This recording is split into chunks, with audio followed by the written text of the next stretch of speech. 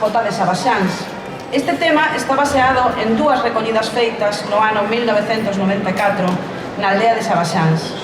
Na nosa posta en escena tentamos transmitir o xeito de bailar desta zona, alegre e vivo, no que se respetan as partes da música e a figura do guía, como nas outras pezas que vamos a interpretar. Os arranxos para tocar ca banda están feitos por Xaquín Sesteira.